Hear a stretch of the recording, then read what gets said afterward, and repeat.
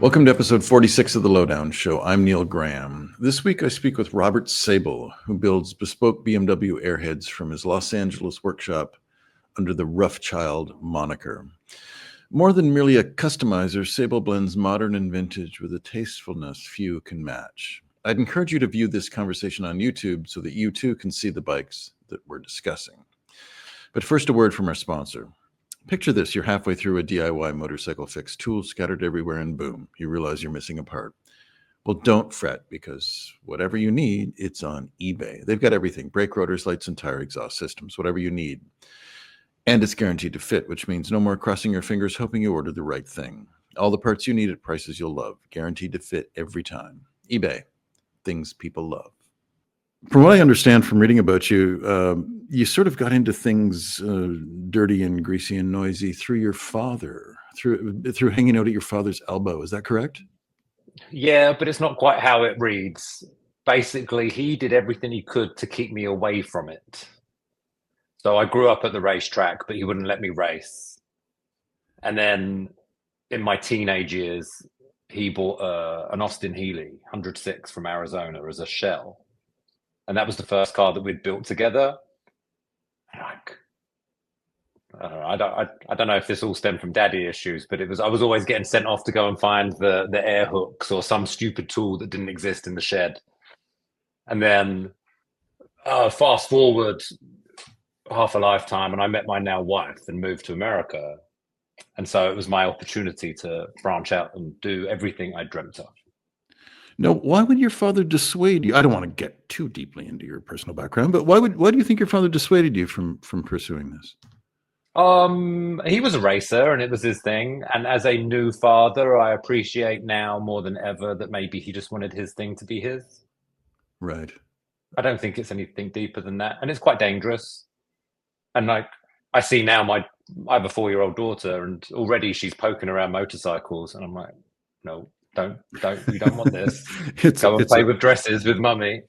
It's a bad thing. You know, I have a daughter who's now 20, and when she was very young, she took me aside at one point and said, "Dad, I have absolutely no interest in motorcycles." And I said, "That's fine, sweetheart.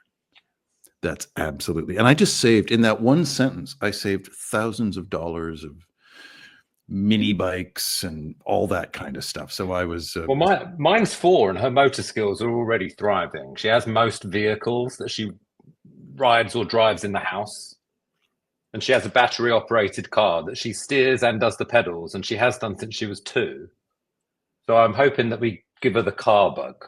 Well, if cars were the thing that got you going, I mean, through your father, and then you worked on cars, I believe you had a bit of a Porsche thing going on. What led you to bikes? What led you to bikes, and then specifically to one very specific motorcycle?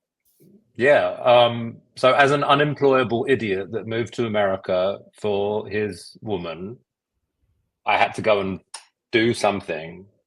And this was before the Porsche Gold Rush. It was like anything before 2012. So between 2008 and 2012, I ended up buying and exporting a bunch of 60s 911s. I became like the California connection. And we're selling motorsport guys 65 and 66 911, 9 and 12 tubs. And that was great. I thought it was a genius because they were cheap at the time and you could make some money with them. And then it just grew. Anyway, in one deal, I ended up with a /2. And it came out of this guy's chicken coop as part of the package. And when I got my hands on it, it just became apparent very quickly that it was a 2-cylinder 911 engine. I was already very familiar with it. Got it running, rode it, did all the things. It was much better than the Honda I was riding prior to getting it. And that was the start. That was the love affair. So then to conclude that story, at least to put me on the trajectory that I then went on, me and another friend started looking for space because I was brokering all these cars out of a 2-bedroom apartment in Hollywood. And obviously, all of my neighbors hated me because I was lining the street with these junkyard cars, and we needed a warehouse. And the funny thing in LA is that if you try and find 1,000 square foot warehouse, it's really expensive. But you could go and get a 10,000 square foot warehouse for a little bit more. So the two of us jumped in and got a big one, and it was like Disneyland. We could just do what we wanted inside that warehouse, you know. And what is it about? I mean, they're unusual bikes to ride. I have a friend who years ago lent me his R90S, which was in beautiful nick, and I went off with a lovely woman on the back who lived around the corner from me. So the conditions were all there for me to love it from the get go. But they're unusual bikes, aren't they? They're quirky, and I think you're either drawn to them or you're not. Yeah, absolutely. I just remember the thing when I first rode one, it struck me that it was a small car. It was a two-wheeled car more than it was a motorcycle. I'm working on I had a 75 Honda CB 750. Sorry, what do you mean by that? What do you mean by that? Can you dig into that a bit more? Two-wheeled cars? Oh, the rev range, the torque band, all of it felt like a car. It felt like cars I was familiar with. And even that feeling, like coming on cam and just really riding it and floating on this thing, it felt more like driving fast than riding. Mm. But then you mix the two. So you've got all the joy of being on a motorcycle mixed with your love of driving and really a love of engines. It's just a sweet spot. Just fell in love with it to the point that I fell in love with motorcycles after my love of cars. Now I love riding more than I love driving, which is huge. And you live in a good place for it, traffic aside. Yeah, to the point I actually feel safer on two wheels than I do on four in LA. It's bananas. I mean, you want to be able to get out of Dodge quickly. Especially these days. Tell me about this bike. That's my bike. I collected parts for that bike over the span of my career to date.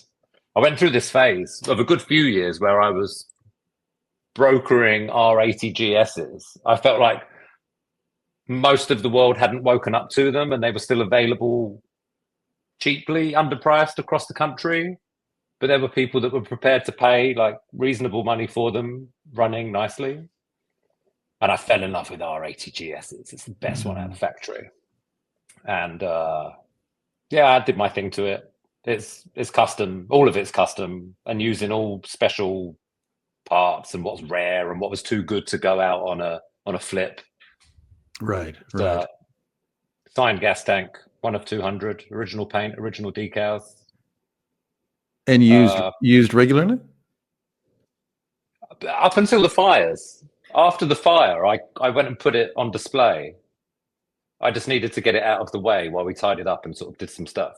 But yeah, otherwise that's my ride. The Lowdown Show is presented by advrider.com and supported by ebaymotors.com. I don't like custom motorcycles. I don't like the term. I'm a purist. I'm an enthusiast. And everything I do is about making my experience, or was at least about making my experience better. And then what I'm building now is you can buy into that and I'll make your experience better. Experience the joy of an airhead with more power, more brakes, more suspension. Like it's just supposed to be better. And everything custom about the bike is supposed to honor what it looked like originally, but be better. If it's not better, then no point. It's stupid. Well, I think here could be an example of what you're talking about. What is this bike and what have you done to it? This is a great story. So a guy, actually not even the customer came to me first. This came to me via another builder. And he took on the project a year prior and just threw in the towel. And he contacted me and said, I've seen your work. I know you're capable of this. Will you take over the project? I'm and ahhing. Like, I don't really want to touch something if you've already like got your filthy mitts all over it. Like, He's like, no, I haven't done anything. It's still here. I just want it to be what you do. All right, you can hand it over.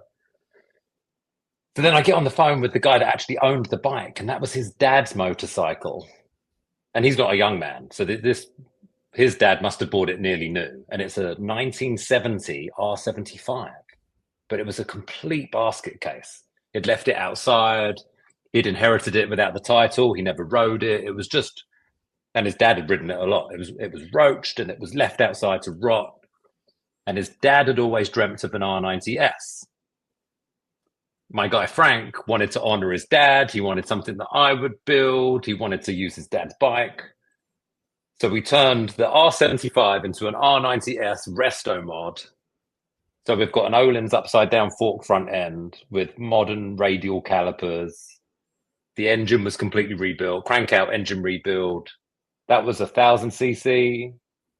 We used R100S cylinder heads, so large valve, large port, twin plugged them, Delortos, and it's all factory R90S parts through the top. The seat pan, the gas tank, and the fairing are all OEM parts. And I had to buy a real R90S to get them. That's a peculiar twist, isn't it? Mental. But the R90S that I bought was a basket case as well.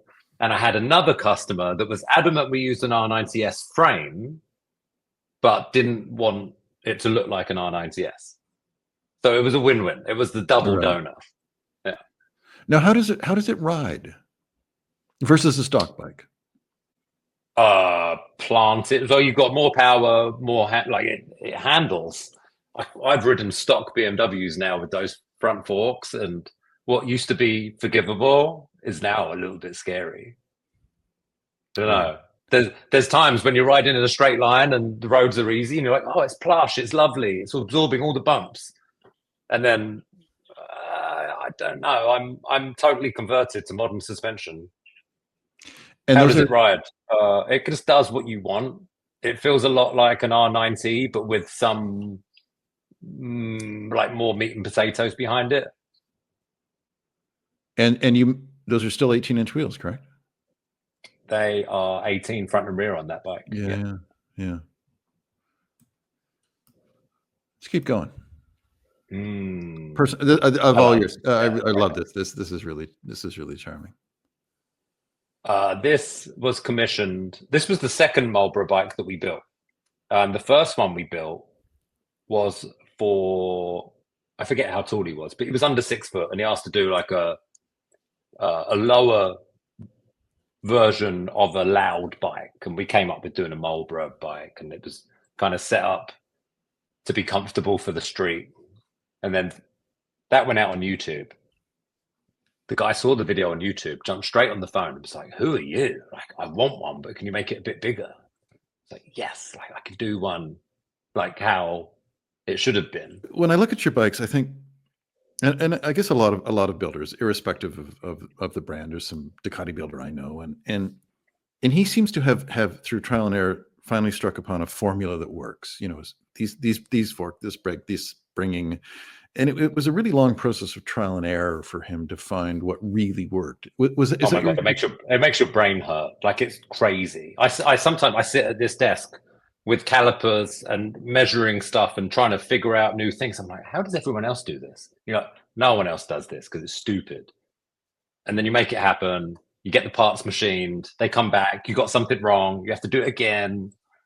So just prototyping the parts is crazy, to the point that I'm prototyping off of parts that I've been using successfully previously. So now we're going through development like a real OEM. Well, I know that there's years ago I had a Norton Commando, a bike that nearly drove me out of my mind. But I decided I was going to fit a different taillight. And about 80 hours of work That's where it all starts. Yeah. But 80 hours of work later, the fucking taillight still didn't look right. And I thought, how? And I mean, and I'm not inept in a shop. Like, I have some degree of skill. And so, but still, it didn't do what I wanted it to do aesthetically. I wanted it to look like it had always been there. And you know, any person who would see it would think, well, that obviously came that way. So it's exceptionally difficult, isn't it? I will say that I deal with people. I don't know how many customers am I dealing? Probably like 5 people a month I'm talking to about a new build. And when we're discussing what they want, there's no definitive answer. They're like, oh, I don't know. I just like what you build. I can't. And I'm like, well, can you imagine if we did this? No, I can't. And it's like, as I'm discussing it with them, I can see what it's going to look like. And I've just come to accept that not everyone can see the potential of what it's going to turn out like. If that makes sense. Right. But how do you, I mean, I guess it's easier now. You've been doing this for 2012, 14, you started? 2012 was when 2012. I started, yeah. I'm getting old. Getting old, my friend. But I would assume now you've kind of, you have a bit of a formula that you can draw upon your experience of a decade. Absolutely. Yeah. There's absolutely a formula, and it's both irritating and exciting when someone insists on deviating from the formula. Naturally. But in those early years, I mean, how did you lose your shirt on builds because you had no idea it would take this long, or were you clever enough to build time and materials? Or I wasn't married, and I didn't have a kid, and it was when I had the warehouse. So I would go to work at 4 or 5 o'clock in the morning, and there were days when I wouldn't leave that place until 8 or 9 p.m. at night. And I just valued my time at zero. And I worked and made it how it needed to be. It wasn't a case of billing by the hour. It was just getting it done. And it was passion as well. Like, I wanted to do it. So there were many bikes that didn't turn out how I wanted, and they just got taken apart again. It was like, wrong, do it again. Well, it seems to have worked out. You've got to, I think this guy might have a bit of a future doing something, but you seem to have a fairly blue chip clientele now, you and Mr. Pitt with his with his bike. And we have another picture of it here. And maybe now that one has the original fuel tank, I read, and this is what the bike became. And tell me about the thinking behind that. As I said earlier, when you're discussing a custom motorcycle with people, it's hard for them to tell you what they really want because they can't see it. And so everything I described to Brad about his bike he was like, yeah, great. Like, like in his own words, he was like, oh, I want to support the artist. I really like everything you've done. Do what you want to do for me. Okay. Went at it, gave him the bike. Then once he got the finished bike, he came at me with notes. He was like, oh, I want to change the seat. I want to change the gas tank. It got delivered on. Did it get delivered on? Yeah, we'd built it on spoke wheels, and then he saw pictures, and he was like, no, I want the aluminum wheels that were on it originally. And the gas tank just happened. Oh, so hang on, a bit more about this bike. He leaves, I'd say 6 motorcycles at his house in Hollywood. And they don't get garaged. They're just under I say a carport, but it's like a bougie carport on a mid-century house. And we'd originally put velocity stacks on his carbs. Totally unacceptable the way that he was keeping the bike. So it was like, we have to put an airbox on this thing. If it's going to live here and have like the gardeners with the leaf blower blowing crap around, like, we have to put an airbox on. And then the gas tank, he came to pick up the bike first of all. And when he was here, he saw a similar gas tank hanging up, but it was the wrong style for the bike. And then the tank that's on there now was actually intended for the upcoming build for someone else. So I sent it to the gas tank liner, who left it soaking in acid to get the original liner out so that we could redo it. Right. When he pulled it out of the tank and sent me a picture and was like, I messed up the paint. I didn't care. It was going to get painted. But I was like, that looks really cool. Sent it to Brad. The fastest he's ever texted me back was like, yeah, that's it. I want it. And we did the blue seat to match and just sort of dialed it in around the tank, really. I love the fact that he leaves them semi-outside. Now, I realize it is Southern California, but outside is outside. He's got 2 setups. So I hear that he owns a studio, like a movie studio of some sort, and he keeps a lot of motorcycles in there, hundreds possibly, and then cherry picked a handful that he keeps at the house that he might actually ride. So I guess most of them are in deep storage until they're going to get ridden. For our third inning stretch, some words provided by our sponsor. Picture this, you're in the garage, your favorite room in the house, and you're tuning up your engine with parts that you found on eBay. Every piece is just locking perfectly into place. You step back to admire your work, hands covered in grease. And because you're committed to riding that thing farther than the odometer can even handle, you start thinking to yourself, you know what? I could probably also use some new brakes, maybe a shock.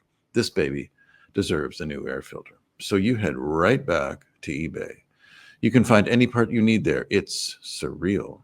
From headlights to air filters to exhaust systems, all the way to those carbon fiber rims you've been dreaming about. eBay is the stock garage of your dreams. And you've got eBay Guaranteed Fit. Because eBay knows DIY fixes can be major and mods are always intense. So you need to know those parts are guaranteed to fit every time before you dive in, wrench first. And on the off chance you order a part and it doesn't fit, send it back. Simple as that. You know what you love more than your bike itself, and that is, of course, riding it. You're serious when it comes to engine maintenance and locked in when you're headed into a build. And that's exactly why you start with eBay. Minor fix or complete overhaul. You want to get your ride back in the road, and you've got eBay Guaranteed Fit. So eBay, in their large S, created My Garage, where all you have to do is add your ride's info to get the exact parts that fit. When you see the green check, you're a click away from that part clicking perfectly into place.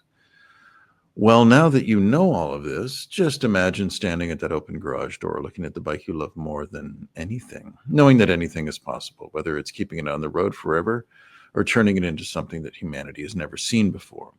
Because with eBay, your garage just got a whole lot bigger. Get all the parts you need at prices you'll love, guaranteed to fit every time. eBay, things people love. Now back to my conversation with Robert Sabel. The Lowdown Show is presented by advrider.com and supported by ebaymotors.com. Something that a builder told me once that he said that really complicated a lot of his work was that someone would commission a bike. And often when they commissioned it, they weren't necessarily well-versed in specifically what they were commissioning. And then as the months go by, they get online, they join the owners group and the club, and they see they go to shows, they go to Born Free or the One Show or something, and they see these other things, and all of a sudden it's like the notes start coming in. So they've started with these people who knew very little, and all of a sudden they now, in their minds, know everything. Is that your experience? Absolutely unacceptable. Do a build sheet. Everyone signs it on DocuSign. There's no deviation from the plan. Wait. We've discussed it. So you use DocuSign, like if you buy a house and you're signing for the mortgage, you use DocuSign. Oh yeah. That's what everyone's comfortable with. You're ruthless. Yeah. Sign it. This is how you pay me. This is what it's going to cost. I'm not going to overcharge you. I'm not going to change the price. If you want this with these options, it will cost this much. And you sign here. And this is what we're going to do.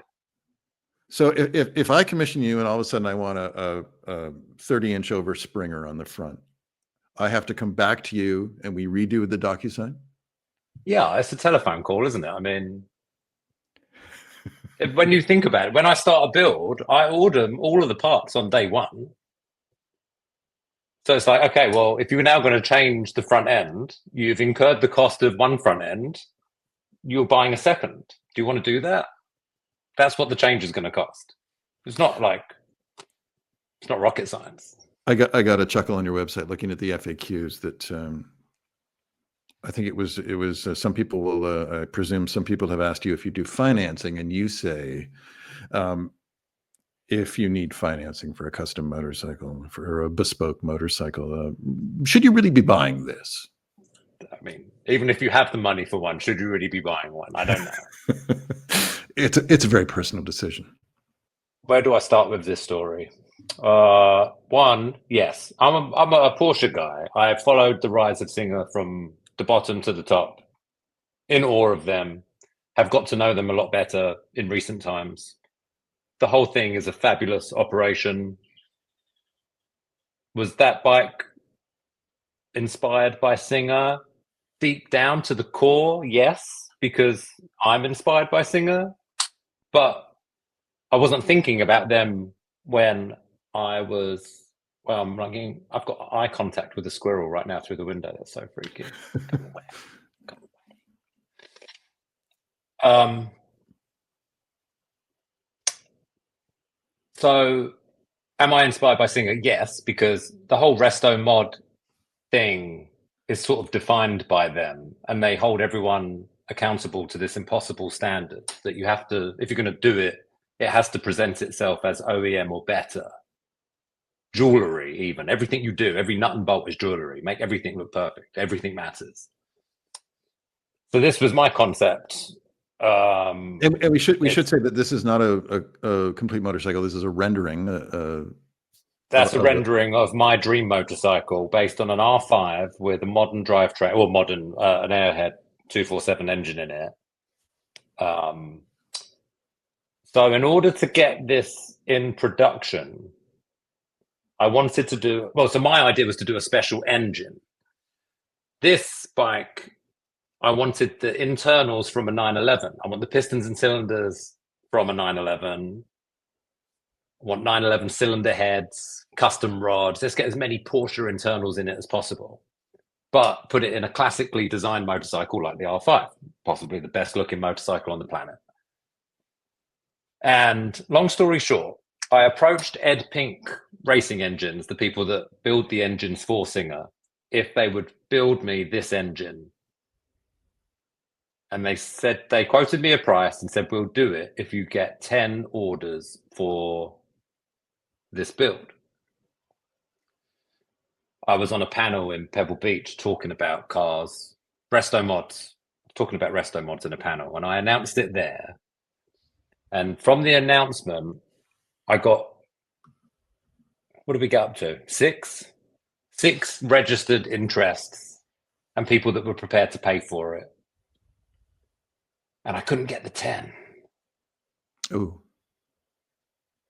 But one guy, anyway, so this project got shelved. However, it did lead to a collaboration with Singer to build 3 motorcycles with them, of which Ed Pink has now signed up to do the engine, and I should have received it in August of 24, got pushed to January 25, and I haven't heard from them for a few weeks. So we are actively looking at the first engine. We've planned it, sort of built it, but don't have a complete engine yet. And this will happen. And mark my word, young man. And this is with the Porsche internals, correct? With Porsche internals, but we're doing, instead of this motorcycle that's on the screen, the 3 that we're doing with Singer are gonna complement 3 upcoming Singer cars in my design language. Does that make sense? It does make sense. And I don't want to be inappropriate, and you're a proper Englishman, so we can't talk money. But this is truly nosebleed expensive, correct? Yeah, it's not cheap, and it hurts as a small business to try and push that envelope and commission engines from Ed Pink when they charge $100,000 to build a 911 motor. Right. It's but it's special, and my brain's all over the place. But isn't it fascinating how I find motorcycle world never, from my observation, struggles to aim to the top. I don't know. I've always been conflicted with why people try and build things to a budget, or like, why are you not trying to make it as amazing as possible? They're very different. They're very different worlds, are they not? I've had people like, even. And there's other people that do it for the top. I get it. Yes. But the majority seems to be a lower end product. Are we motorcyclists just? Are there just fewer of us who can afford them? Is that it? Is it just that the automotive world? I don't think so, though. No? I don't know. I'm not sure. I certainly haven't struggled to find people coming out of the woodwork that want something better. Now, I was intrigued by something I read about you that you were building a bike for someone who's very much in the news these days because of a recent movie. Something for Bob Dylan. Is that correct? Oh yeah, it was, but it never happened. Oh, I got sent the motorcycle. The motorcycle came from Minnesota, where his primary residence is, and all in. We're building a motorcycle for Bob Dylan. Got the donor. Prepared my DocuSign. Who do I send my DocuSign to? Who's signing? Who's paying? Just didn't happen. really? Just stopped chasing. And I was like, well, if I stop chasing, does this go away? And it just went away. Yeah. Well, that's kind of a But shame. it is. It is. It would have been fairly iconic. He's huge. He put motorcycles on the map in like mainstream culture, really, didn't he? I mean, Well, there is no motorcycle crash in history. I mean, I think Dylan's, when he crashed his Triumph in Woodstock is sort of although mercifully he survived, but it's sort of the James Dean Porsche equivalent in two wheels. I can never think of it. Absolutely. and of course, and Dylan, thank God for Dylan. He doesn't clarify. He just is his thing, and he's full of mystery, and we are all the better for it. Robert, where do you see yourself going in the future? Are you've got an amazing build going. You've got this lovely business. You've got a 4-year-old, and your wife works in the film business, I believe. What's next for you? Are you going to skate for a while? Are you going to make and of course you're building this bike with Singer, so you've got lots of sleepless nights ahead of you. But is there something that is there a far off something that you imagine going to? Kind of a dirty question. Well, I've already far surpassed my expectations. I am riding by the seat of my pants at the moment to see what's next. And what am I doing? I don't know. I am keeping up with the demand from what started as a hobby that turned into a passion project that now turned into a business. And then last year I was approached by some money men that wanted to put a lot of money in. And I ended up walking away from it because it just gave me the fear of everything. I just didn't want to be not a free man anymore. So I don't know how I'm going to scale it in business world. Do you work on your own? No, that would be disrespectful to all the people that I work with. But yes, I spend my days alone, but I work with lots of people who also work on their own. Right. Does that make sense? Like they're outside vendors who work in their own shops. And understood. I've employed people over the years in like various capacities because motorcycle world is strange. And we're all strange, and it's just hard to all be under the same roof and hard to have an employee, and it's a small business and you've got all the challenges of that. But I found doing it on my own and being the one that's wholly accountable and responsible for everything is generally, that's what people are paying me for, really. I must feel like I'm cheating them if the assistant is doing anything and the assistant's made a mistake and my name's on it, and it's a motorcycle. You can't make mistakes. True. How long is your waiting list to get a bike made? Or does that vary? It varies. I'm a businessman, so I'll take everyone's money, and you'll get your bike in 6 months.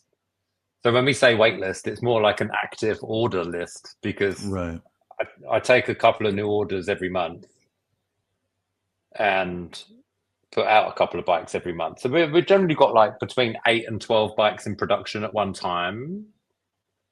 And whether that be fabricating frames, engine builder wheels, all the stuff is happening. And I am the one that is assembling the next motorcycle. Is it still fairly straightforward to find donor bikes, or is that in itself a challenge? I got the stars aligned basically, and I have a friend with a farm in Minnesota, and I buy bikes weekly on the internet that are cheap and broken and whatever, and they just all end up at the farm. And then when we need them, just arrange a driver to go and pick them up. Typically the same driver. My guy John, text John, where are you in the country? I need 2 more. Picks them up, brings them to me. But of late, I have had more customers giving me their bike to rebuild. And they knew that it wasn't financially viable and that it would be better to start with a new donor and to sell that one, but they were like sentimental about the bike. Right. And this is a question that I often have with people who have, expensive, beautiful motorcycles made specifically for them. And some people are really terrified to ride them. I mean, do you have can you tell me about your clientele? I mean, I presume there's quite a broad range, but I guess, are they jewelry to some and some use them every day? And yeah, I've heard of plenty of bikes going into houses. One guy, there was a producer from Star Wars that put it in a glass box. And I literally, we had it on the dyno, we got it running great. And then his assistant phoned me and asked me to drain all the fluids because it was going in the box. Oh, okay. What's your view of But that? then there's others. Oh, no, there's others that treat them like race bikes. And I got a message the other day. We put out the silver bobber. I don't know if I sent you a picture, but there's a silver bobber that we did recently. And he's a track guy and he's been carving canyons. He said, I can't believe what a great sport bike this is for an old bike. I encourage people to go ride it, go break it. That's the whole point of an airhead. Like, we can fix it.